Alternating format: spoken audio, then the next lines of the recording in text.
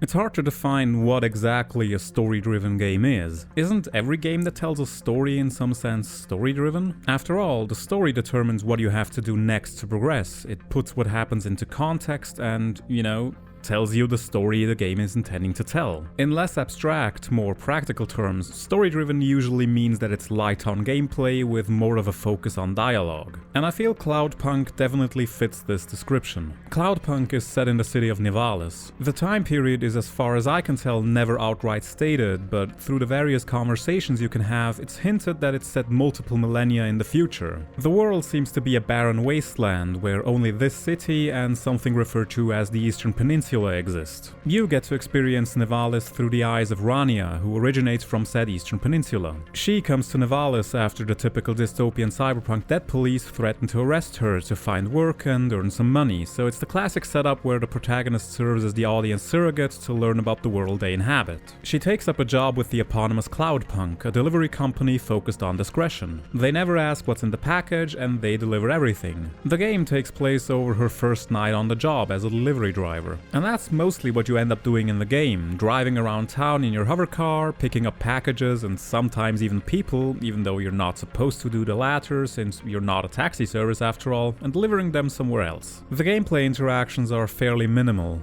Flying around the city isn't that much of a challenge, and most of the deliveries aren't timed or anything. At best, it's the same thing you're doing in every open world game, where you're taking a commute between triggers that advance the story in some way. It's not a bad experience, there's a nice sense of exploration when driving around. And if you treat it like the RPG it wants to be, you're incentivized to not just head from objective to objective and instead also take the time to have a look around. You can also get out of your hover car and explore quite a few sections of the city on foot. There are many landing spots with these little self-contained islands in the city, and seeing the city from this perspective was great. I loved walking around these little neighborhoods. The mood the game paints with its visual aesthetic certainly manages to create a feeling that made me want to spend time in this place, at least after I turned off the rather excessive bloom. Unfortunately, that's also the only thing that did that. For one, even though I like the game's aesthetic, the voxel graphics means that there's not a lot of detail to be found. It's all just general hints at what a cyberpunk city is supposed to be.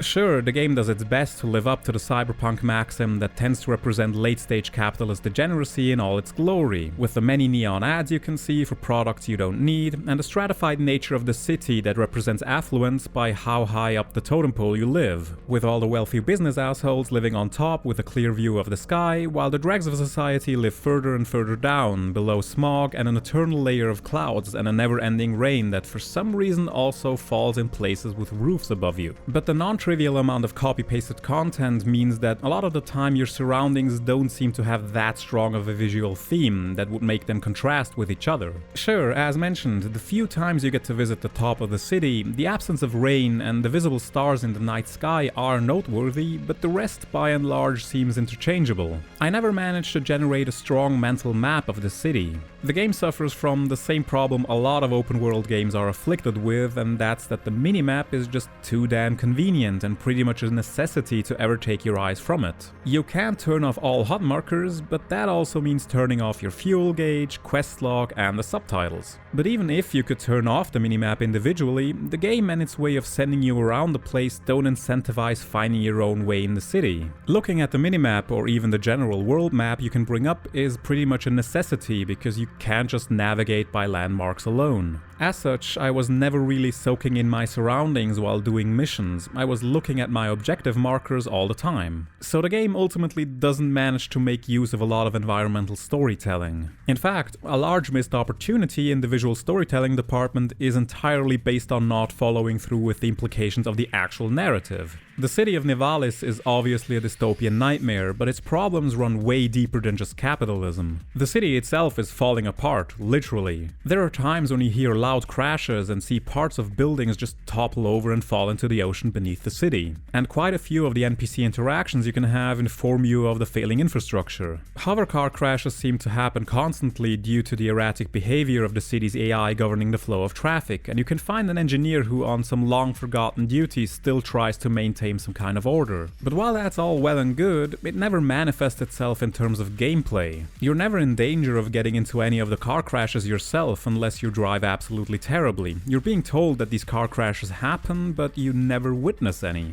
This lack of environmental storytelling also extends to the on-foot portion as well. The spaces you can walk around in are littered with the typical markers found in most open-world games, and what's there to find seems half-hearted at best. For one, it marks all the spots of the NPCs you can talk to find additional side quests that aren't tied to the main narrative. I'm a bit ambivalent about that. On the one hand, it cuts down on the number of NPCs you have to talk to in order to find these quests by not having every random person walking around spouting some repeated one-liner if you try to talk to them. But on the other hand, it also takes out the feeling that you're going out into a strange city while knowing nobody who is living there. You're just walking up to stationary story dispensers or shopkeepers while the rest of the population aimlessly wanders around you. Speaking of shopkeepers, I never really found a reason to buy anything they have to offer. In rare instances, it ties into a quest you have to do, but mostly it's just additional fluff that you can safely ignore until someone specifically points out that you have to buy them something. This may be intentional to give the theme of mindless consumerism another hook to sink into, but to me it just feels like the game seems to be gesturing at a larger point without ever making it. I mean, okay, a cyberpunk dystopia points out that late-stage capitalism sucks. Good for you, you've repeated what better writers have already pointed out in decades past. Now what I will say is that I generally like the little interactions with the characters you can talk to. Quite a few of them serve as fairly obvious parables for real-life topics, and this is where the writing shines the most. This is what science fiction storytelling is supposed to do. It's supposed to serve as a way to look at our current world through the lens of fiction and extrapolate its problems to the most extreme logical conclusion to tell you something about the problem. Most often this then boils down to asking us to investigate why these silly and mundane problems even exist in the first place, with a general hint as to what a proposed solution might be.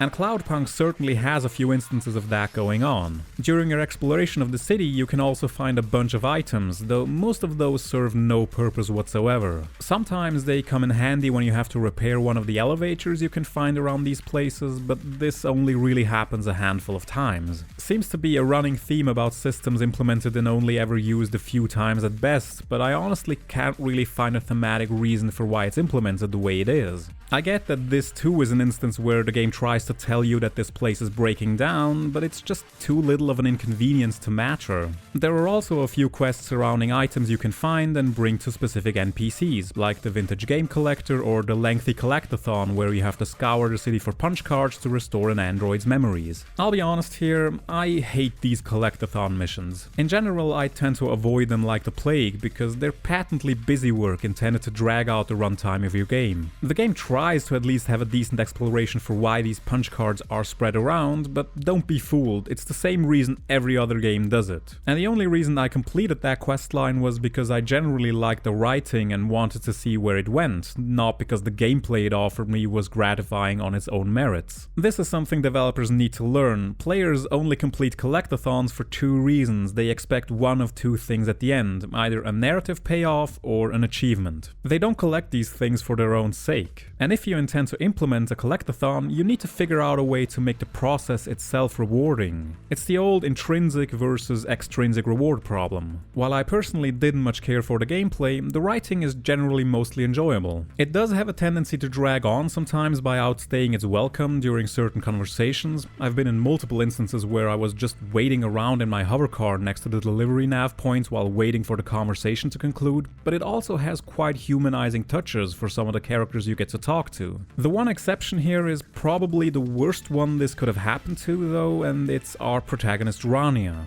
Some of her lines and behavior are almost schizophrenic with how contradictory they are, and quite a few of the turns of the narrative made me wish for a possibility to just reach through the screen and slap her, i.e. for this to be more of an RPG where I get to play a character the way I intend to. She's highly judgmental while at the same time espousing a holier-than-thou attitude about a lot of things, and I get that cyberpunk as a genre tends to have a bit of a preachy side when it rails against certain concepts, but Rania's writing is just wildly inconsistent and really put me off at certain spots, especially when she's extremely dismissive during a certain conversation with a character she's been trying to learn about and get a hold of for a large part of the game. For a game centered around an illicit delivery company, you also seem to never get into any trouble with the debt collectors Rania is ostensibly trying to hide from, or even the ever-present private police forces whose only method of investigation seems to be directly asking suspects if they work for Cloudpunk and then taking said suspects at their word with no further inquiry. I think the game stumbles a bit with this aspect, where the horrible state of the world is more communicated by the characters telling us about their suffering instead of the player experiencing the hardships themselves, i.e. telling instead of showing. One feature a lot of story-driven games have is that they like to give players choices to make. And Cloudpunk 2 has a few missions that present you with a choice, such as disposing of certain packages or delivering them to their intended destination, or bringing certain characters to one place or another that somehow informs their later fate. Most of these choices don't really seem to have that much of a consequence after you've made them. Even the big finale of the game hands you a choice to make that doesn't seem to change much about the status quo, and the fact that they don't seem to matter seems to be deliberate. I can't fathom a story-focused game presenting you with these choices and actively downplaying any significance they might have could happen by accident. And I get the impetus behind this. After all, why would a lowly down-on-their-luck delivery driver be in a position to change the world? That would be entirely antithetical to the theme that this is a cyberpunk dystopia shaped by millennia of unresolved problems. Sure, some things seem to be better at the end, but the world is still a cyberpunk dystopia. You haven't upended the status quo, rather you've solidified the already present structures by taking out a source of disruption to the way things were already operating. I really like this subversive undermining of the typical hero's goal of basically attempting a coup d'etat against the prevailing regime, mostly because the game doesn't seem to have a regime in place that could be toppled in the first place. There's no nefarious leader at the helm. The thing keeping the city operating the way it is mere convention, the fact that capitalism is operating exactly as intended, which keeps rich idiot CEOs at the top even though they don't even know which company they're actually working for. Now I reiterate, the game is pretty to look at and in general has an absorbing atmosphere, and I like a lot of the little narrative touches, but unfortunately the bare bones and not particularly challenging gameplay, coupled with a generally unlikable protagonist, doesn't fill me with confidence in recommending the game. To me, Cloudpunk represents a lot of unfulfilled potential. The gameplay could have used a shot of adrenaline by implementing an actual challenge. There are a few later missions where you're given a generous timer that you have to actively try to fail, but that's about it. And on foot, there's nothing to do but run from A to B, turning the whole game into a walking simulator. It's a game that's to be liked more in terms of what it's gesturing towards with its narrative ambitions rather than what its interactivity has to offer. And that's a shame, because like I said, I enjoyed the vignettes that gave me glimpses into a variety of different lives, even though admittedly the narrative is clearly written with an intended message and a corresponding bias. But I'm not sure if that can outweigh the downside of generally lackluster back and forth on foot or in your hover car.